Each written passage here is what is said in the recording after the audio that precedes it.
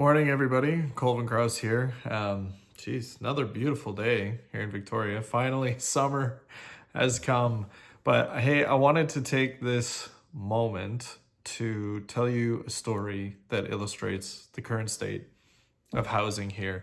If not here, probably several other areas in Canada as well. So I was privy to a situation the other day where actually, bit of background story. Single family homes in the core right now, monthly stats came out. They're averaging 1.3 million bucks. Okay. So this home was in the core, it's bought for $1,050,000.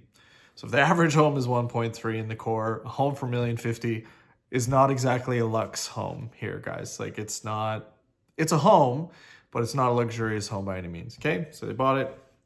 It's an investment property.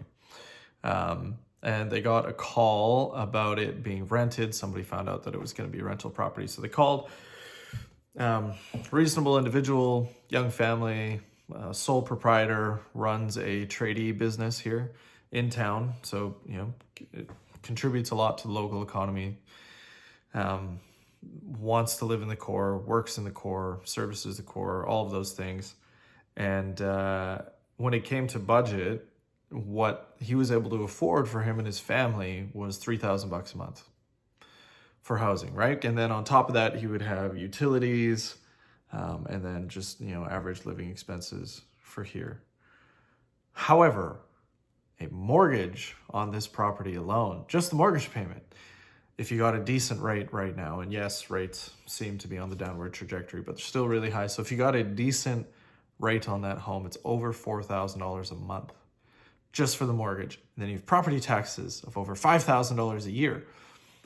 And so I bring this up to say, I've been reading some articles lately coming out from the news media in different locations across Canada, blaming greedy landlords and greedy developers for the rising rental rates. And this story just so perfectly illustrates that this doesn't really have that much to do with greedy landlords.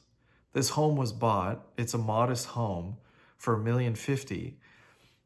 And this guy and his family that live there, and there's probably several others like them, simply cannot afford to rent there. And the landlord simply cannot afford to subsidize over $1,000 a month for them to live there. Who's going to spend over $200,000 in down payments and pay over $1,000 a month so this family can live there in the private sector? It makes no sense. It'd be akin to financial suicide. So my question is, Tiff, Rami, Mr. Trudeau, financing is the key here. The cost of housing is slagging renters right now. What are you going to do about it? Because you seem to hold the keys right now.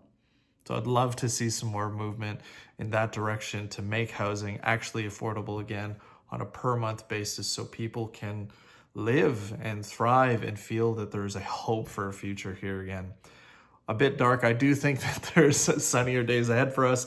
I like to see that we're slightly trending in the right direction. We just need to see a lot more of it. Thanks so much.